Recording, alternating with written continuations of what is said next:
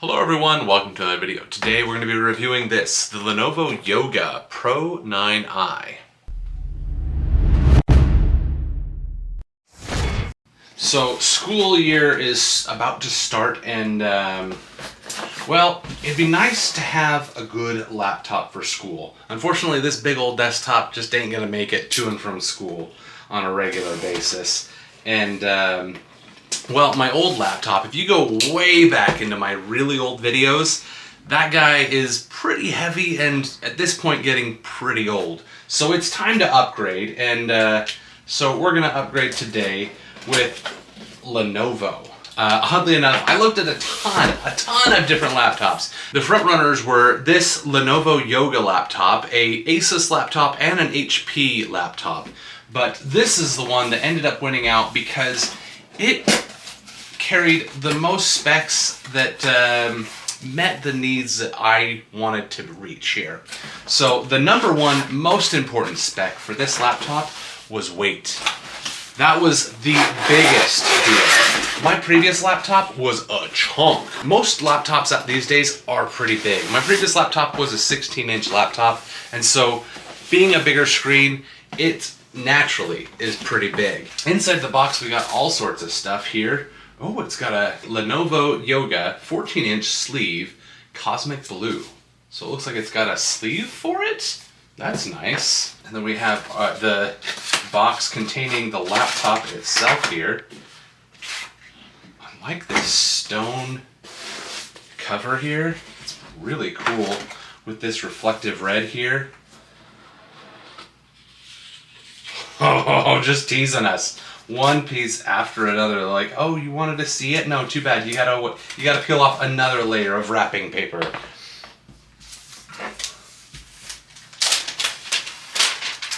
There it is. The cosmic blue 14-inch Lenovo Yoga. This is the 9i series.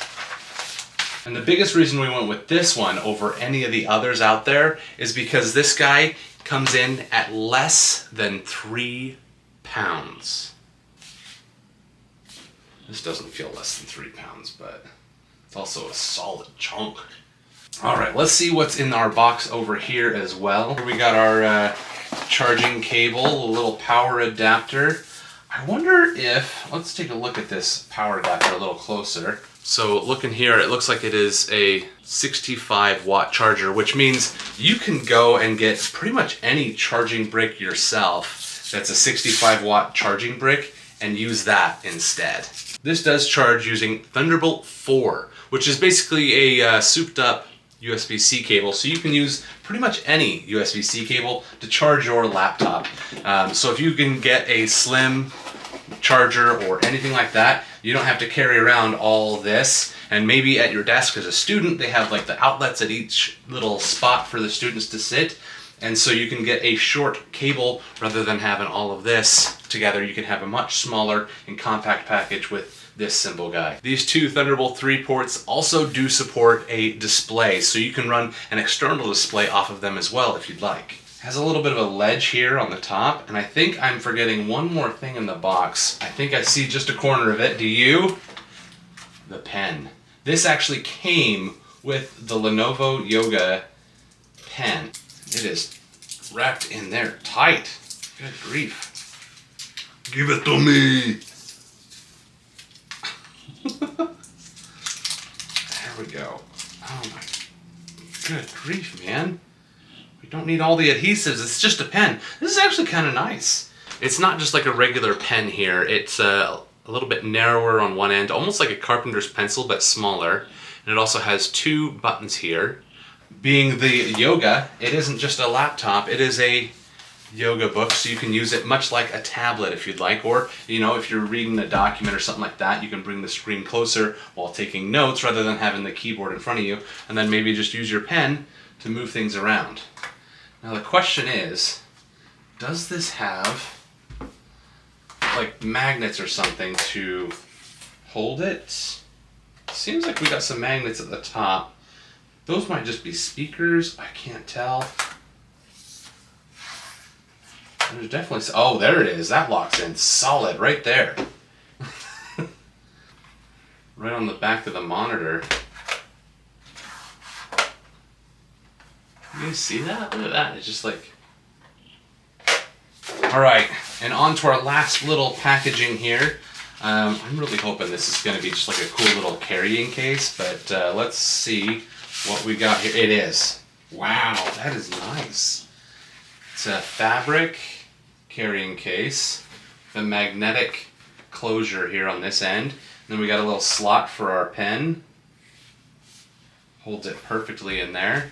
Interior and exterior of this sleeve is made of 100% recycled materials, equivalent to reusing 2 500 milliliter plastic bottles, assuming each bottle is 19 grams.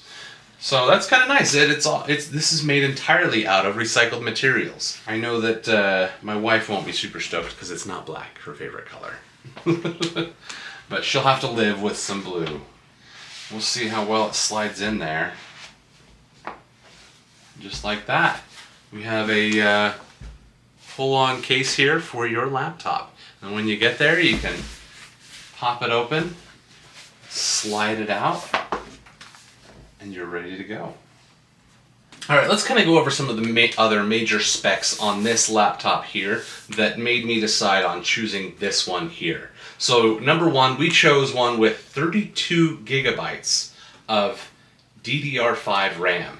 That means it'll be able to process things much quicker, whether it's Chrome tabs or PDF files. Having multiple tabs, having more RAM will help to alleviate the load on your laptop to be able to handle all of that. And as a student reading books, when we put this guy to the test, I hope that that will end up being very helpful when we're running that. Next one is a 1 terabyte SSD. That means we don't have to worry about running out of storage. I know that there's so many really affordable laptops out there for students, but this is not for an entry-level student. This is for graduate school work. And 1 terabyte of data will hopefully cover the next few years of schoolwork, of documents, books, and any other files that may need to be used for school. This should hopefully be able to handle all of that with the 1 terabyte of space. The next thing I made sure to have is high resolution. I understand that it's only a 14-inch laptop screen, but being a smaller laptop screen like that, I wanted to make sure there was no issues reading documents, where I know that when you have a 1080p laptop, the resolution is less, and that makes everything bigger on the screen. And so if you want to make everything a little bit smaller to be able to fit more things on the screen, having a full 4K resolution on this guy is going to be immensely helpful. Or at least we're going to find out in the testing of this guy. While I was hoping to get a laptop with an integrated graphics card, I wasn't able to find one at a decent price point. So I ended up going with this one here that has the Intel i7 and the Windows Arc graphics. Hopefully that will be sufficient for our needs. We're going to definitely be putting that to the test. And if things go well with this video, we might be putting a couple other laptops to the test this year. So keep an eye out for that. Let's go ahead and get started on the setup. Let's go ahead and turn this guy on. There's a power button over here on this edge, very much like you would see on your phone. Here we go. Getting some lights. Yoga. Wow. That is crisp. Look at the image quality on that guy. Just in the setup process, typing a little bit on this keyboard, it is really satisfying. It's kind of nice.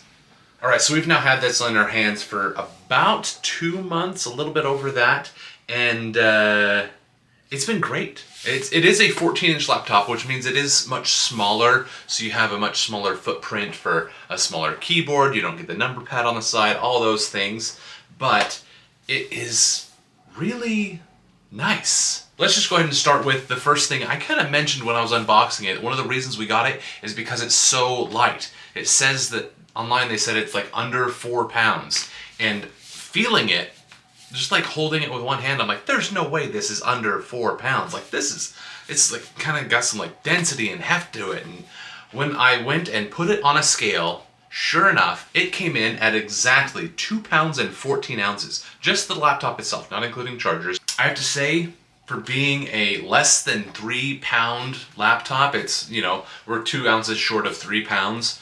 It is super sturdy feeling. Like, if you pick it up and then like try to kink the monitor, like, yeah, there's a little bit of flex because it's thin and metal and whatever and light, but it is still solid. This guy is a solid, sturdy metal frame laptop.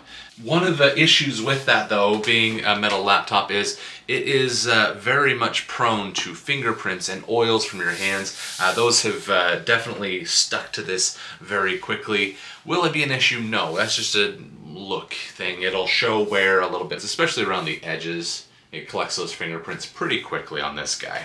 Next thing I do want to discuss is the brightness. This guy has a really bright display. Granted, it's not a smartphone bright, it is a laptop bright. It's very bright for a laptop at 400 nits. And that can be attributed to a few things like the OLED display. This display will be perfect for pretty much any indoor scenario. Going outdoors, it is a glossy display, means it's going to be much more reflective. So that's just something to keep in mind if you have issues with reflections on glass. A glossy display may not be the one that you want. However, the brightness, for me, definitely makes up for it.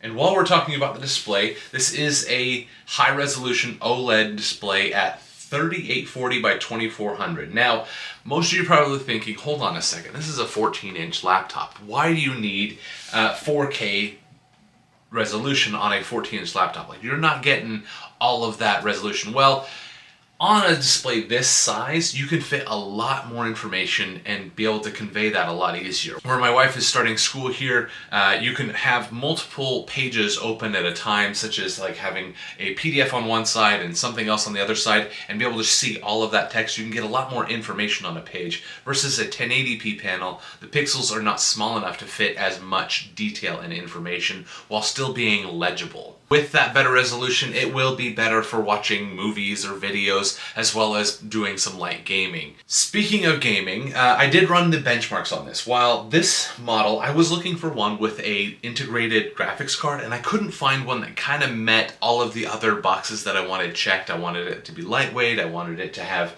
a terabyte hard drive, I wanted 32 gigabytes of RAM, I wanted high resolution, and I also wanted, all-day battery life, but I also wanted a graphics card built in. This one, unfortunately, does not. It uses Windows Arc graphics, which is an integrated graphics system that they have.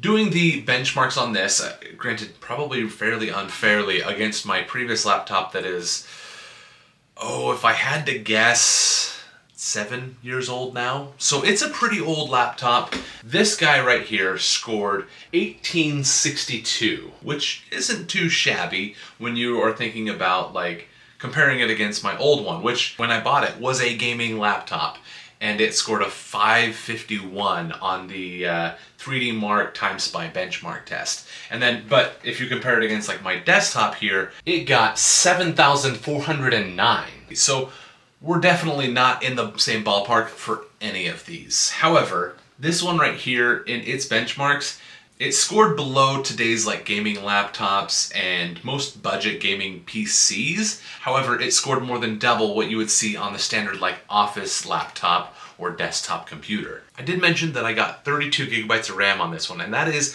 absolutely necessary, but it should be good to get this guy through the next 3 to 5 years and probably longer with 32 gigabytes of RAM. For context, my gaming PC that I do all my video editing for this on, 4K video editing, it's only got 16 gigabytes of RAM. It does have a dedicated graphics card, but only 16 gigabytes of RAM, where this one has 32. The big caveat with that, when you're looking at one of these, make sure you're choosing the biggest RAM you can, or whatever the most you can afford in your budget and deal with the least, because this is not a upgradable or replaceable RAM. The RAM is soldered to your motherboard, so you cannot upgrade this in the future. So make sure you're getting a RAM that is future-proof for what you have and what you need. This guy at 32 gigabytes of RAM is future-proofing itself. And I kind of mentioned it earlier where it uses Windows Arc graphics, so that means it doesn't have a dedicated graphics card to be able to do some of the high performance tasks. And if you're looking for that, I would recommend looking for a laptop that does have a dedicated graphics card. This is going to be more geared toward a college student doing graduate work or general college work, but it is at a higher price point, so it's not like an entry-level college student. Unless you have the money, that's fantastic. It'll get you through college very comfortably. But otherwise, I would definitely recommend looking at getting one if you're looking to do more than just like college graduate work and mostly text and tabs and documents, as opposed to doing like graphic design, art, things like that. This wouldn't be exactly the best option for those. In that case, I would look at getting one of these with the dedicated graphics card. I talked about all-day battery life, and this guy has done fantastic.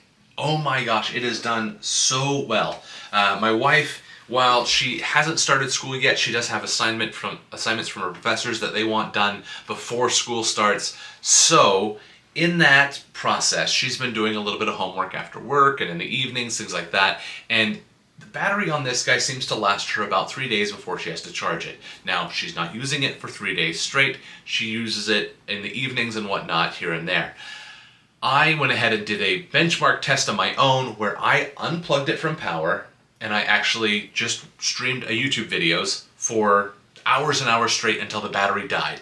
And this guy made it 8.5 hours on just battery life, running full brightness, 25% volume, which is plenty if you're in a room where there's not a whole lot else going on. Otherwise, just put on headphones, you'll save your battery even more. But full brightness, 25% volume, running a YouTube videos back to back to back. So I just chose a big long playlist of mine, hit play, and it lasted 8.5 hours. If that's not all day battery life, I don't know what is. Like, that's gonna get you all the way through school for the day. Like, if it doesn't, I will be very impressed. Next thing I do want to show off is the 2-in-1. The yoga name is because it's kind of, you know, like doing some yoga here. It's super flexible and can do whatever you want. So you can set it up like this. You can set it up like this to be able to be used in any orientation that you need, and it's pretty smart. This would be perfect for like note taking, so if you have a notepad, you can have documents up on the screen here. It's also a touch screen, so you can just touch and scroll on documents, whatnot, if you need, and then be able to take notes here and then have those notes be so close to your screen, you don't have a keyboard in between. That makes this really easy, and you can even fold it up even more to give yourself more space in a work area if you're at a small desk or something like that. And this folded position is also really good for doing things like art or design, or even just streaming movies and shows and whatnot. You can just set this on your lap and it's just a screen. You don't have to worry about having a keyboard in front of you, whatnot. You can just tap it, treat it like a large iPad with its own built-in kickstand. I don't think I noted this before, but these speakers right here, the speakers are on the top and they're pretty decent. They're not like, oh, they're some great surround sound, you know, what you get from like a high-end TV or anything like that, but they are good. And being this huge speaker bar on the top here that just kind of folds around, so regardless of which way your monitor is facing, the speakers are always facing out right there. That's pretty nice. Folding it like this, going into our tablet mode, it can be a little awkward when you first start, because while this keyboard is disabled in this tablet mode here, it's still a little unnerving touching the keys and whatnot. It's just something to keep in mind that you're not going to hurt anything by touching the keys on the back when it's in tablet mode, but just know that it feels weird. If you haven't done it before, touching the keys on the back while in tablet mode, you're like, oh, I'm going to click on something, you're not. But just take some getting used to. However, speaking of these keys, I tell you what, these are, I mentioned it in the beginning when I first started using it, these are probably the most comfortable keys I've used on a laptop, period. I would honestly compare them to my very favorite keyboard right here. This is the Logitech MX Keys. This is by far the best-selling keyboard on Amazon for a reason. It is the best keyboard out there, and the keys are really nice. The keys on this are really, really nice. Like, maybe even better, but still, really, really nice keys. If it goes into sleep mode while it's in tablet mode like this, I was expecting, oh, they'll just have like a thing where you can like double tap it like your phone to wake it up. It doesn't have that option. You do have to use the power button to wake it back up from sleep mode. But I think that that's something maybe they could integrate in the future with a firmware update. Maybe?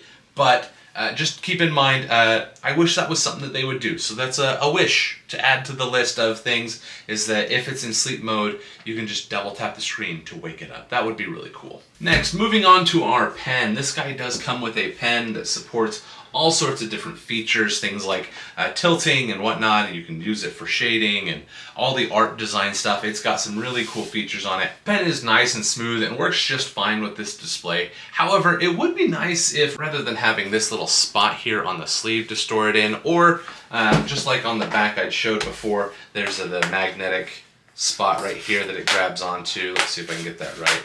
There we go.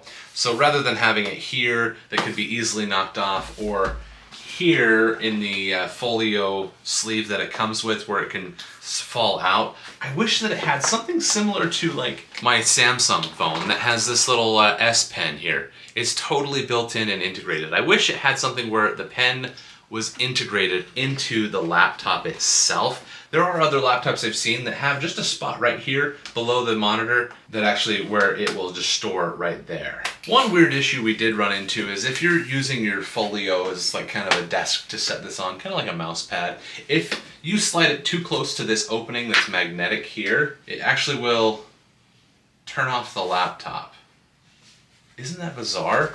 So if I just slide it over here onto there, off, on, off. I'm not entirely sure why it does that if you slide your laptop over there. I wonder if it does it both directions though.